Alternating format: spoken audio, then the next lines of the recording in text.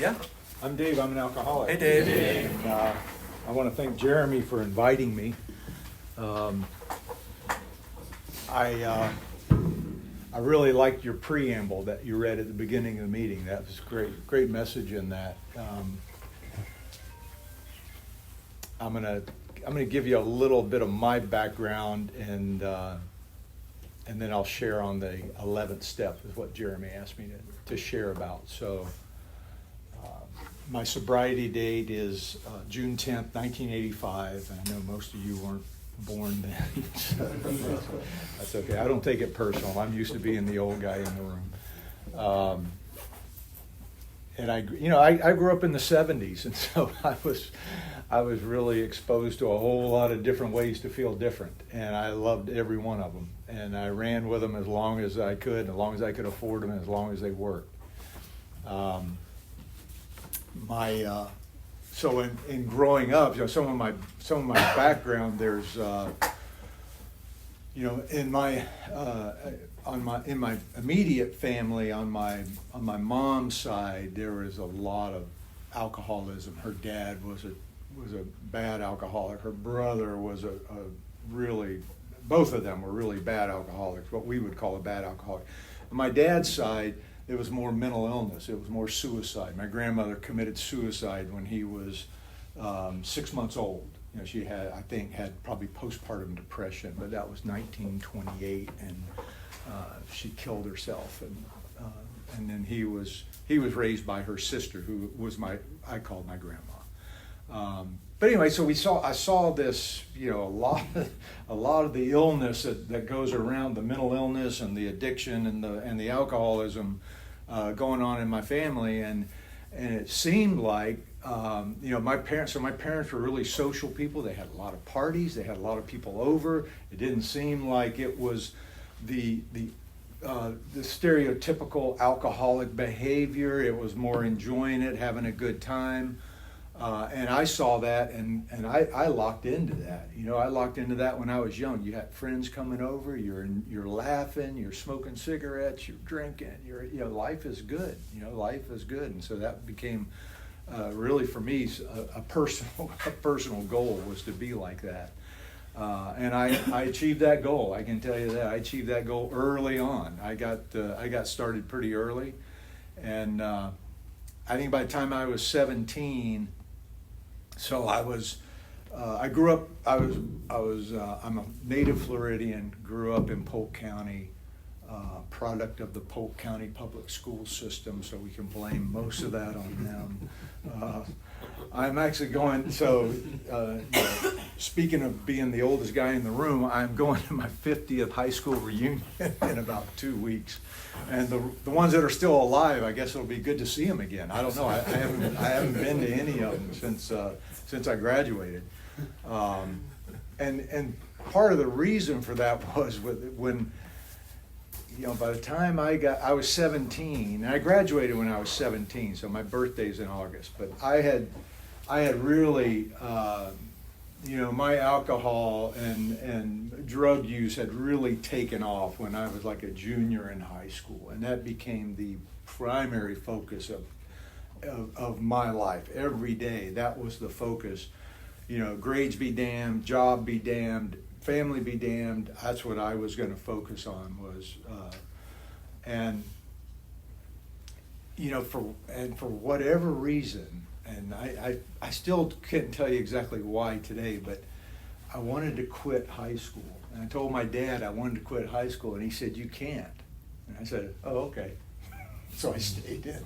Now, I squeaked through. So I graduated by the only class. By the end of my senior year, I was spending most of my time in home economics. And for whatever reason, the teacher of home economics she took pity on me and my best friend and took us under her wing and made sure we graduated. She wanted to help us graduate, and we did. It was so anyway. So I get out of high school.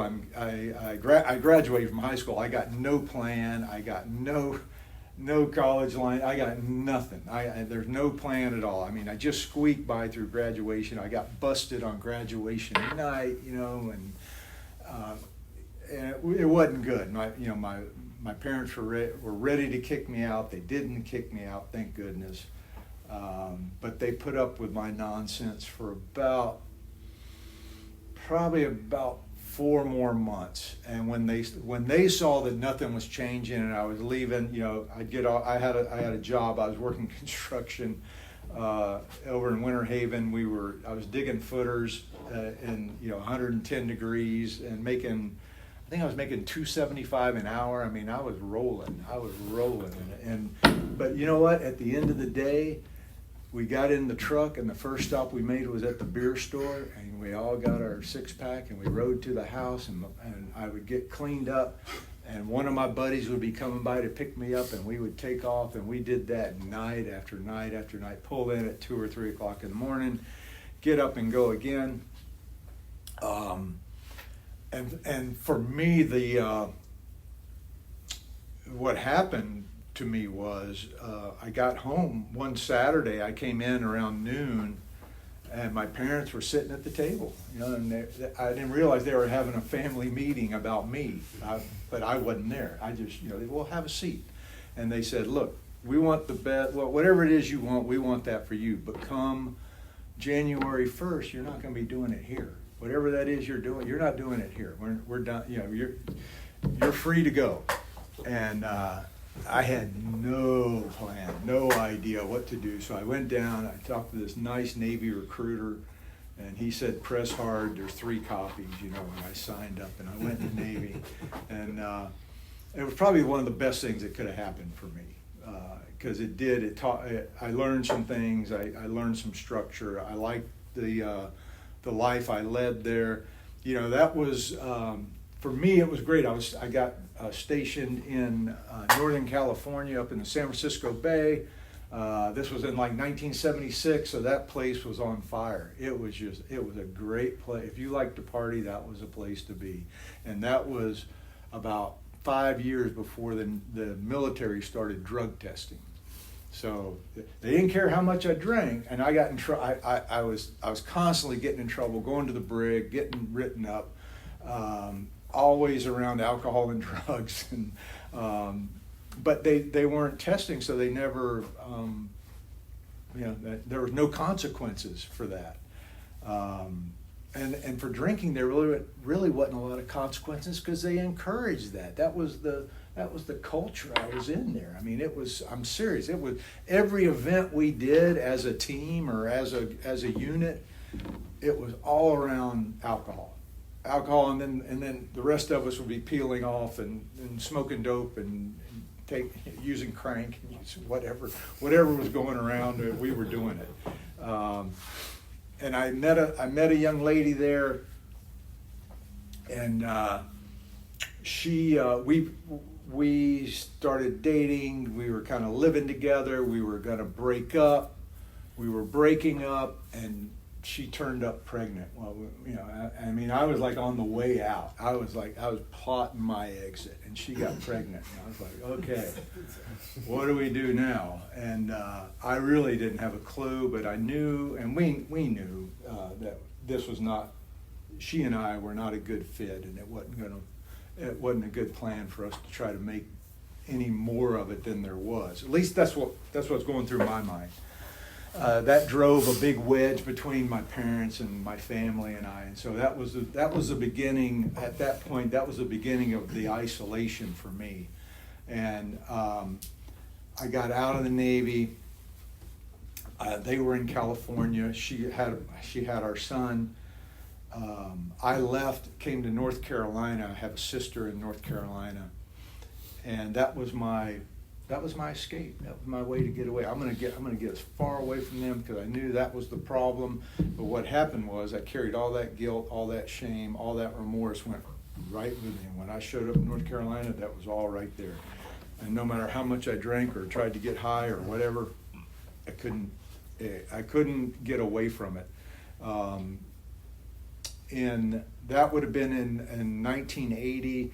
So a couple DUIs later, in 1985,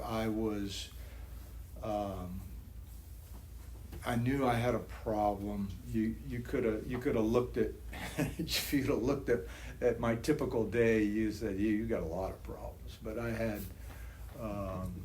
I just had there was a lot of stuff a lot of negative stuff going on in my life. I was living with a coke dealer, which that was great in some ways.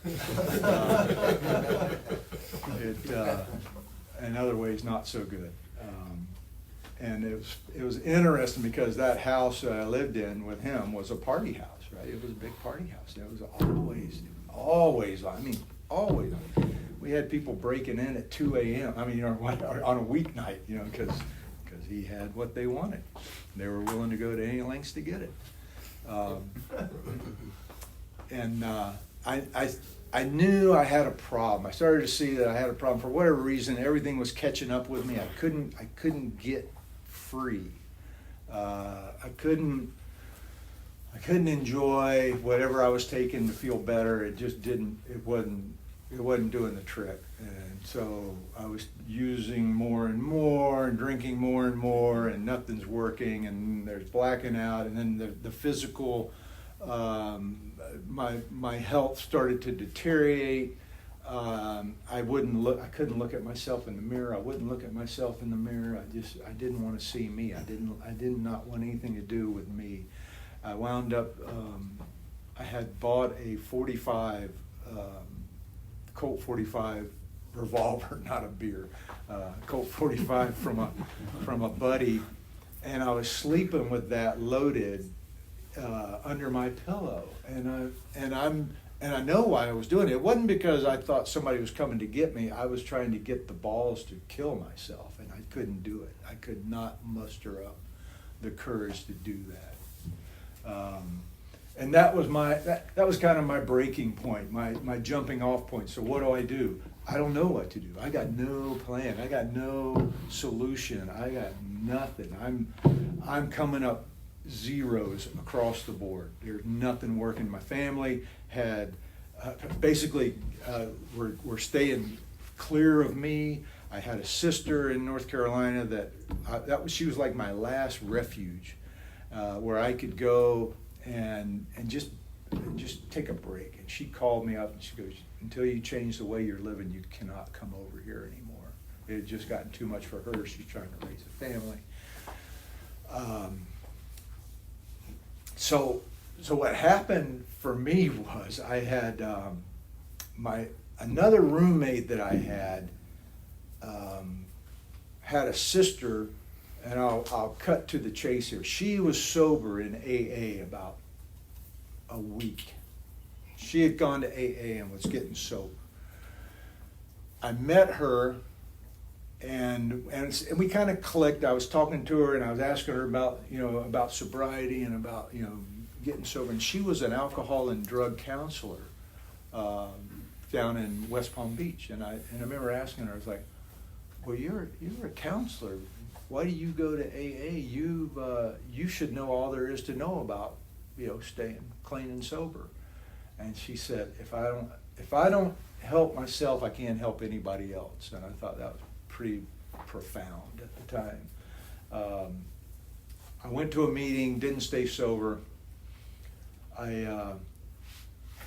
That sister I was telling you about that told me I couldn't come over anymore. We had made plans. This was months back. We made plans to go to a wedding in Spartanburg, South Carolina, and this is the guy I took my first drink with, my running buddy from way back in the day. Way back in the day. And so we go to, so she comes, she's coming over to pick me up, and we're going down, and I'm going to ride with them down to the wedding. And I laid down to take a nap. I know it wasn't, no, the night before, I had a roommate that I was living with in this apartment.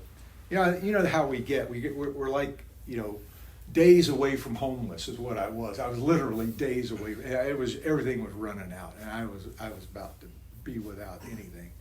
And but this guy had a Valium deficiency, and so he was like, You did not want to be at the bottom of the stairs when he was coming down, because you didn't know how he was going to get down the stairs. He might roll right over you. And he and I had blown it. It was a Friday night. I remember we had turned. We had a bottle of Jack and some Coke and some pot. And we really had a good time. And but you know what? When I got up the next morning, nothing changed. Nothing changed. There was nothing changing. And after that, I was waiting for my sister to come pick me up. I laid down to take a nap. I don't know if I was awake or asleep, but I heard a voice. And the voice said, David, you really need to change the way you're living. I'll still love you if you don't, but you really need to change. I said 3 words. I said, show me how. I didn't know. I had nothing else. So I go to this wedding. It wasn't an AA wedding or a sober wedding. It was like full-on party, the rehearsal dinner. But at the rehearsal dinner, there was an old guy, and he's probably my age. He was sitting across from me, and he took his wine glass and turned it over. And I don't know why. What do you remember that? Of all the stuff that was going on at that wedding, that's what I remember, is him turning that wine glass over. And I went up and so after dinner, everybody's going to the bar, right? And so I go in, my sister and my brother-in-law and I'm miserable because I'm not drinking. For whatever reason, I'm not drinking. I'm just like, I'm not going to drink. I can't. I told my sister on the way down there, I told her, it's like, I can't drink anymore. I don't know. My life's falling. I'm all, emotional and dramatic, and it's all, it's, well, duh, dumbass. We've been watching it for years, and you're finally seeing it. But she didn't say that. But she probably thought it.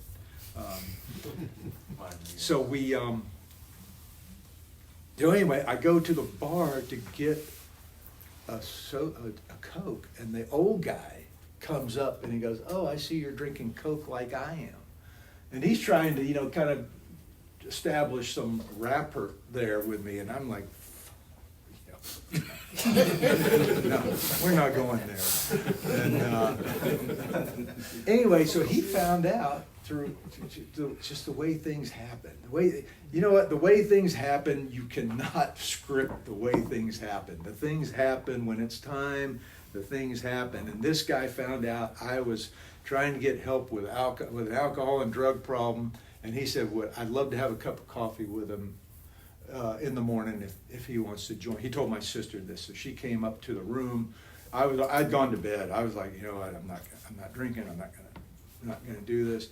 And so I met this guy, Edgar Williams. I met him the next morning, and we sat there and drank coffee and probably talked for a couple hours. And he told me about himself, and he told me about how, he told me about his drinking and his drugs and his whole experience, and he'd be talking and tell me some of the stuff that happened to him, and then he'd say, "Anything like that ever happened to you, or do you ever do anything like that?"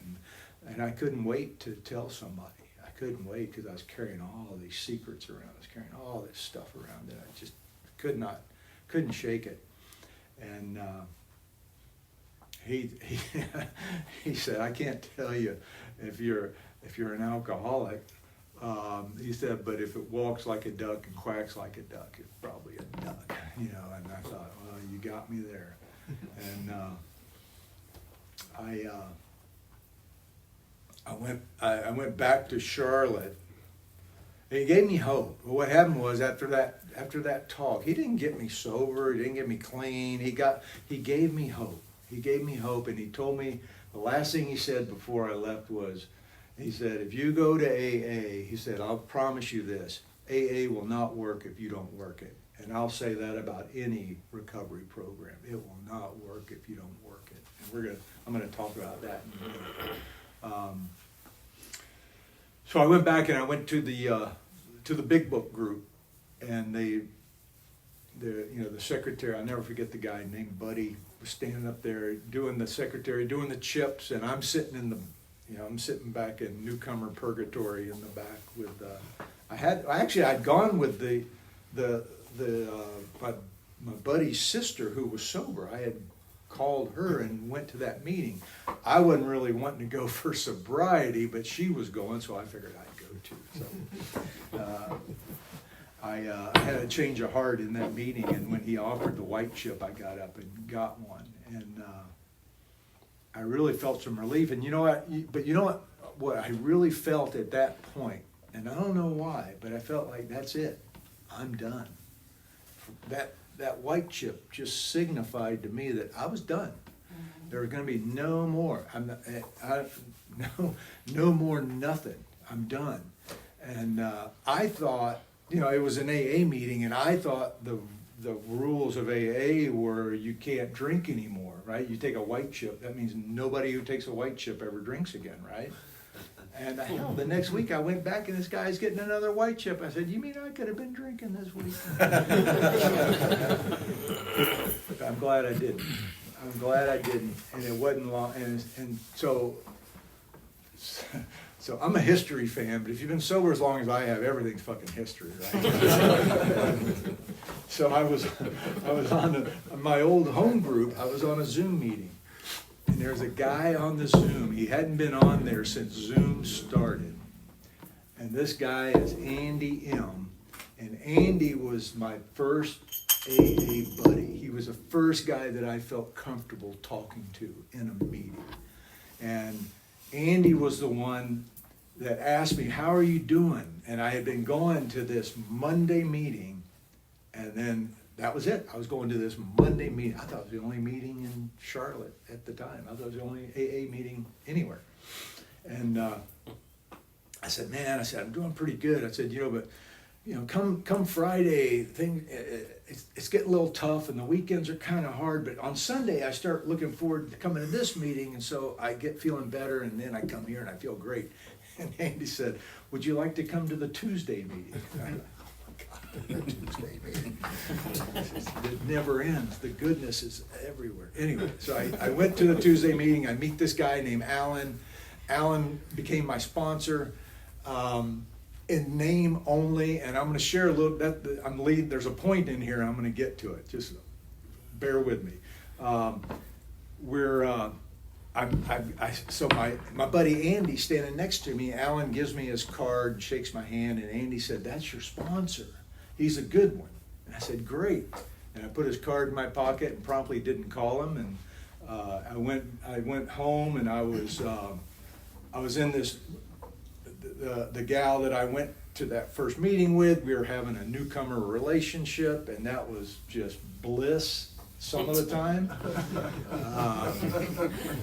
The tragic part of that is that she had a sponsor that she was working with and listening to, and that sponsor said, maybe you ought to go to some meetings with me and do something, maybe. And I thought, wow, that's just like overreach, right? What is she doing telling you how to work the program when I'm all you need? You've got me, and so I called Edgar, the guy who 12-stepped me. And this was important for me because I knew he'd take my side because Edgar's a man and he understands. He didn't understand. He did tell me about, he said, he asked me some questions. He said, are you living together? And I said, oh no, I got my place, she's got her place. Are you spending every night together? Oh yeah. He said, okay, well, now that we got that cleared up. He said, there's a concept called courtship. And back in the day when people would meet, they would court. They would get to know each other without getting intimate. Because that throwing intimacy in that early can really mess up the mix, the recipe. So I listened to Edgar. Much as I didn't want to, I listened to Edgar. I started going to some other meetings. I decided I was going to take the steps. I had a big book. You don't hear me say anything about a sponsor here. I had a big book, so I started taking the steps. I opened the big book, started reading it. Step 1, no problem. Step 2, got through that. Step 3, I'm good. I'm reading in step 4, and I don't have it in front of me, but the page with the columns where it's Mr. Brown, and he lists the resentment, and about the 3rd row, I'm just getting confused reading this. I'm like, what in the hell are they talking about? Sex, security, self-esteem. I mean, my head was spinning. So I had Alan's phone number. And I called him, and I said, Alan, this is Dave. That's the first time I'd ever called him. And he said, hey, it's good to hear from you. How's it going? And I told him, I said, I'm having a little trouble with the 4-step. And he said, I'll bet you are. Why don't we go back to the 1st step? And what's important about that phone call and that exact minute was that was the time for me that I was willing to listen to somebody else and willing to be sponsored. Because I had to make that decision then. I'm going to keep doing it my way and ignore what this guy is recommending, or I'm going to drop my way and listen to him. And I did that. And so I talked, that would have been June 1985. I talked to Alan on my way here. He's the longest male influence in my life, period. Full stop. He's been the biggest male influence in my life. He knows everything there is to know about me. He was so helpful to me in the early days, and he's always been what I think a good sponsor is, which is he has never bought into my version of anything. He always sees things from somebody else's perspective, which I think is, I have feelings too, but he doesn't. And I'll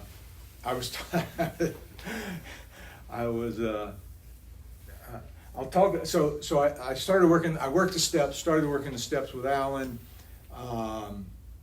Then I moved to San Diego. I got involved in AA in San Diego. When I got there, everything worked out so well that I got really involved with a group of people. I had people that were where I chose to live. There was people. One guy lived right behind me that was brand new. A guy a few doors down had a couple years, and I just started running with these guys, and they were on fire. We were on fire.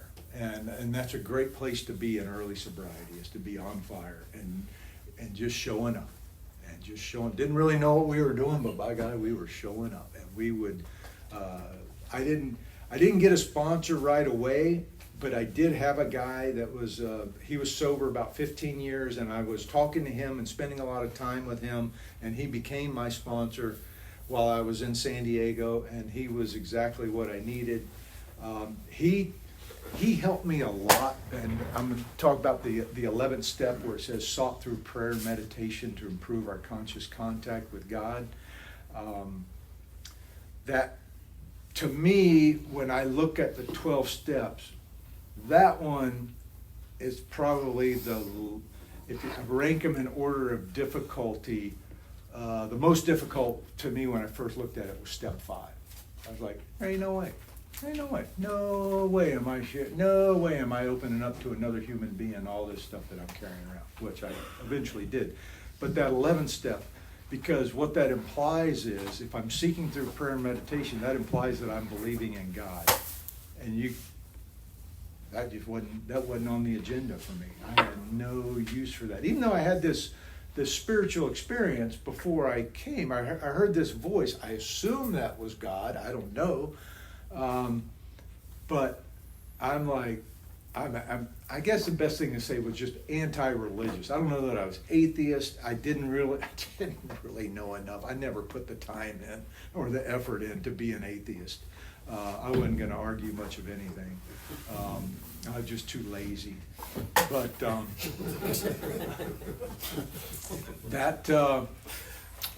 that began. What happened for me was, as I went through the steps and started, for me, when I started to feel a part of, really at 2 specific times. One was after I wrote my 4th step. Writing the 4th step was for me, it was a powerful experience. Probably more powerful than the 5th step, because I was finally being honest about writing it down. And I had a guy help me so much. And what I was struggling with the 4th step, and I approached him at a meeting, and his name was Doug, and I'd seen him there, and I really liked him. Older guy, probably about my age. But he told me that alcoholics are pattern people. He said if we don't identify the patterns and we don't get them written down, he said we're going to continue to repeat them. We'll continue to repeat them. And for whatever reason, that's what I needed to hear. I went back and wrote down, started thinking about, okay, what are the patterns? And then it was kind of easy because I could see, I was doing the same thing over and over again, looking for a different result and never getting it. And just getting in deeper and deeper. So that was the fourth and fifth step I started to feel a part of. When I got to the ninth step and made the amends, that was the part where I was like, okay, now I'm in. You know, now I've done this stuff and I'm seeing the results. I'm starting to feel the freedom that comes with being clean and sober. I'm starting to feel the freedom that comes from cleaning up my side of the street. And in getting to prayer and meditation, I was really fortunate that my sponsor was really patient with me. And he never said, this is how you need to pray. This is how you need to do anything. I would ask him questions. He would give me his experience on the question. And then I could go and make my own decision on what I was going to do and what action I wanted to take. I probably didn't go to a church for 10 years sober, other than to go to a meeting. I never went to a church service for like 10 years, unless it was a wedding or a meeting. But what I did do was, over time, I started to see that just the act of praying, even though I was, like I said, a lazy agnostic, I didn't have a real connection with a higher power or with God, and I heard people talking about it ad nauseum in the meetings, talking about their God experiences, and what happened for me was I started to see it in the new guy, in the eyes, the guy that was coming to meetings, and he was just lost, and then next thing you know, you see him in 3 weeks or 6 weeks, and the lights are coming on, and he's starting to talk about living again. When I was in San Diego, I was part of a men's group, and we would twice a year go on these men's campouts, and they were a lot of fun. We'd grab all the new guys we could, and we'd go out in the middle of the desert, up where now Coachella, the big music festival. We were out there before there was any music. We made our own. But we would go up there, and it was like you were so remote. We all slept in tents, and there were nowhere to go, because you had a couple of vehicles everybody traveled in, and you were there. And then we had meetings, and we did all kind of stuff there while we were there. But this guy Bert came out of Balboa Park. He was living under the bridge, shooting up, and just living life. Yeah, just living life. We brought Bert. We got Bert up to the camp out, and my buddy Rick was cooking breakfast, and he's cooking some bacon over the fire. And Bert says, that bacon can cause heart disease. I said, Bert, we pulled you out from under a bridge, man. Come on. Now you're a doctor. But anyway, my experience has been that for me, the prayer and meditation has come slowly. I try to keep it real simple. I do not do well with a real structured religious approach to anything. That just has not worked for me. It may work for some people, but it hasn't worked. But I'll tell you this, I believe before, when I was using and drinking so much when I was 17 and could have used help then, and it took 10 years before I got help, I believe that I was seeking then. I was just finding it differently. My power was different. The power that I was finding was different. And once I got clean and sober and got through the steps and started to experience that the prayer was working. And it wasn't the prayer of a wish list. It was more the prayer of, I don't know how to act in this situation. Give me a clue of how I can act here. Show me what I need to do today. How can I help somebody else today? Trying slowly to stop to think of myself less and think of you more. And there was a guy that wrote a book, Chuck C. You may have read his book, but he talked about. Somebody asked him, "What's the biggest?" I forget how they worded it, but what's our biggest problem? And he said, "Our biggest problem is separation from each other and separation from God. And if we can connect with each other, we can connect. We will immediately connect with God." And I can use that. That's something that works for me. That's not I need to say these words and make this confession and do all this other religious stuff. It's more about, if I can connect with you, then I can connect with God. Because like I said, that's how I found God in the early days. I really I have enjoyed meditation. I've done a lot of retreats. I enjoy, and again, it's more of taking time. If you look in the big book, I saw some big books around here. If you look in the big book on page 85, it tells us in there, what do we do at night when we retire? And here's what we do. And it gives us real clear instructions on what to do at night when we retire. Now, when you read that, it doesn't say we write an inventory every night. That's not what it says. Because I was like, I ain't doing that. I mean, that's too much work. I'm sorry. I told you I was lazy. I'm lazy. But if I can do those things and look back on my day, that really helped me to see. And I kind of made it something that works for me. And what works for me is I look at it and go, what was it like spending time with me today? What was it like to be around me today? Was I a selfish brat? Was I generous? Was I kind? What was I like? And to me, that's a good way to reflect on my day. Did I harm anybody? Did I help anybody? What could I have done differently?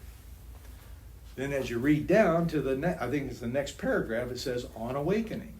And then there's a bunch of paragraphs after that talks about how can we prepare to start our day. Well, what they did, and they're sneaky. Bill was sneaky. He snuck in their meditation. That's what he's talking about. He's talking about there. If you read that, when we retire at night, when you reflect, you're meditating.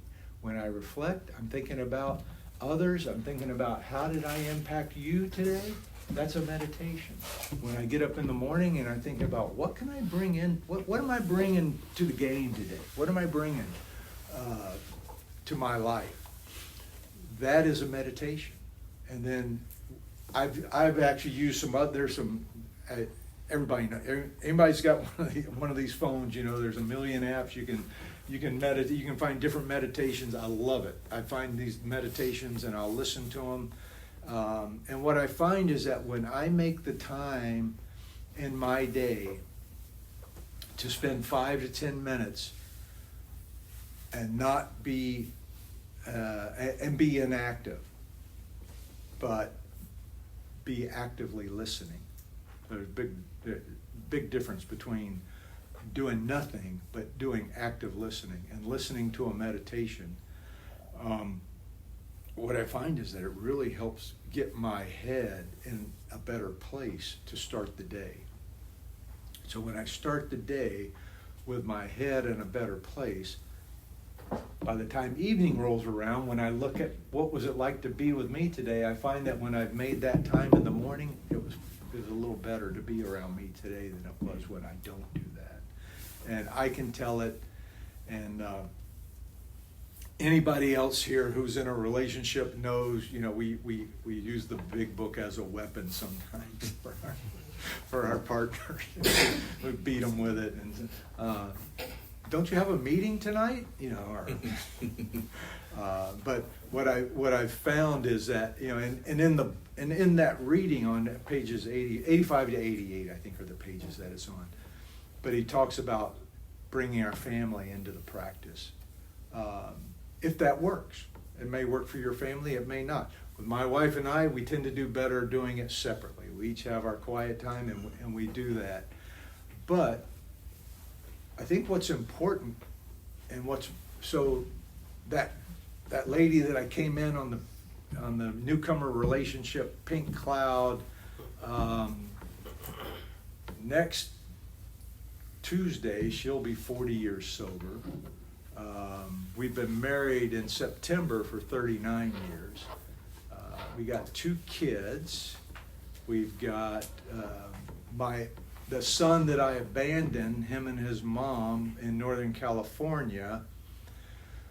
When I moved to San Diego, we stayed in San Diego for 12 years so that we could be there for his high school graduation. I was able to make amends to him and his mother, and I was able to have a relationship with them. And so 2 weeks ago, I was in Pensacola. His oldest daughter graduated from college, and he wanted my wife and I to be there. And his mom, my ex, was there. I hadn't seen her, I think, since like his wedding, like 25 years. I hadn't seen. We don't have a real close relationship. We have a good relationship. When I saw her, she came up and gave me a hug, and we talked a little bit, and it's great. We're never going to be, you know, phone buddies or, you know, checking in on each other. That's just our paths, our lives went different directions.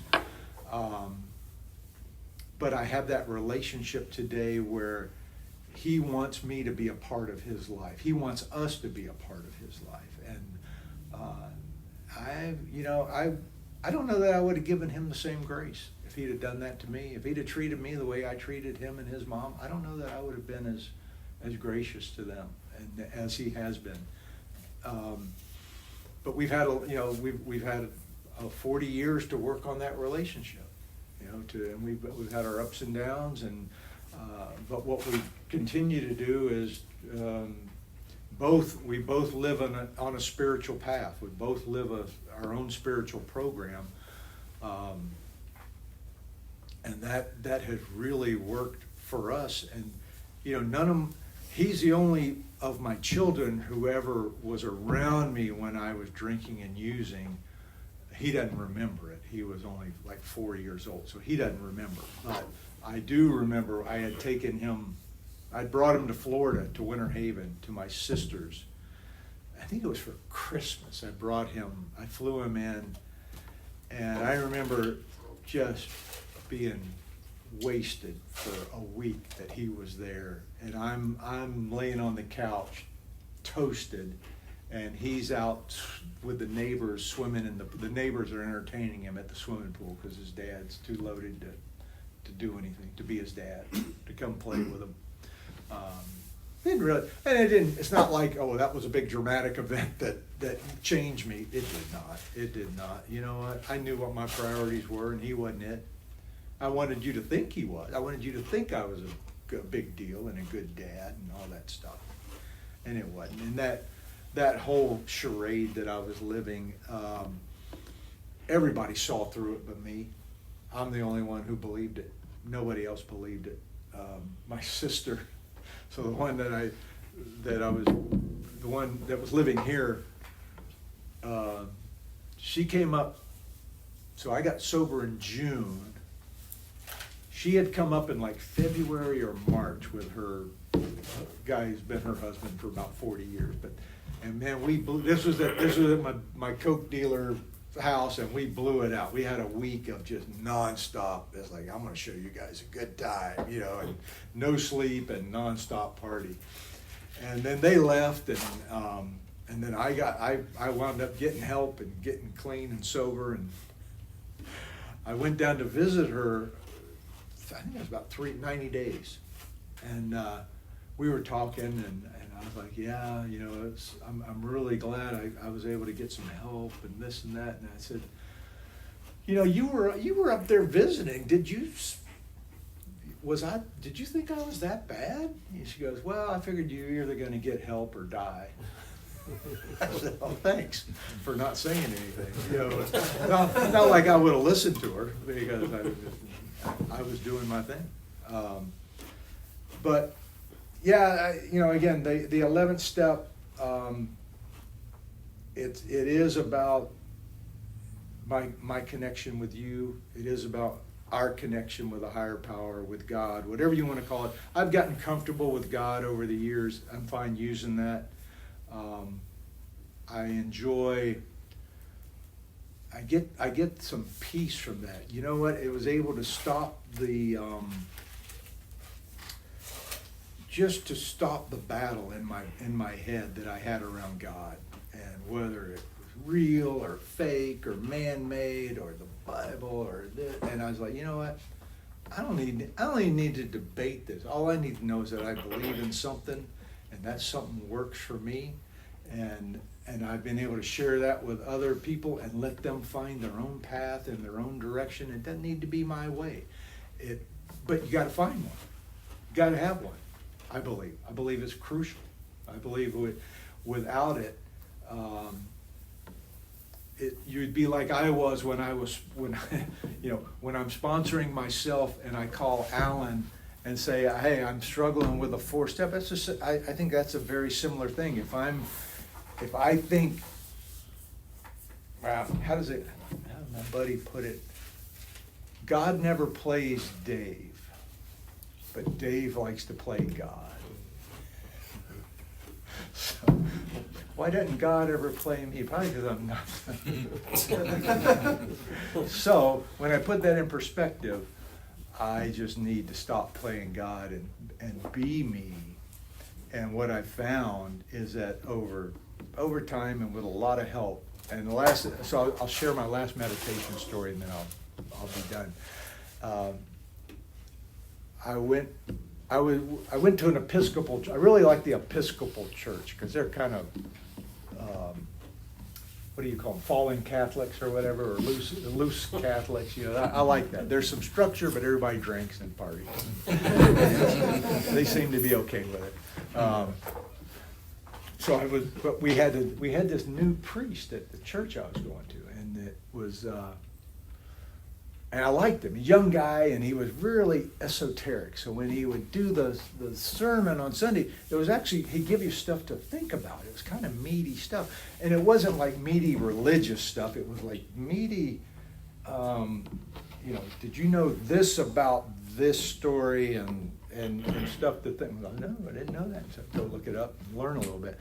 Anyway, he did a meditation class, and I signed up for it. You had a 6-week committed class where you had a meditation buddy, and every night you would call or email your buddy and let him know that you did your meditation. And he gave us some guidelines around meditation and then kind of turned us loose, and we did that for 6 weeks. So I was, for my job, I went to India right after that. And I was over in India and I found a singing bowl for singing these things. So I came back and I said, hey, Mark, I really want to thank you for the meditation class. I got this for you, and I appreciate it. And then we were talking at the time. One of my children, I will not name, was struggling with some drugs and alcohol, and I was talking about that, and I told him, sharing that with him. And I said, I've been clean and sober for 25 years or whatever it was at the time. And he said, really? He goes, my nickname in college was Crackhead. I said, oh, no wonder we connect, But yeah, you just never know what you're going to find. I want to thank you again, Jeremy, for asking me to do this. I really appreciate it. It's good to see some old friends and make some new friends and be here tonight. Thank you very much.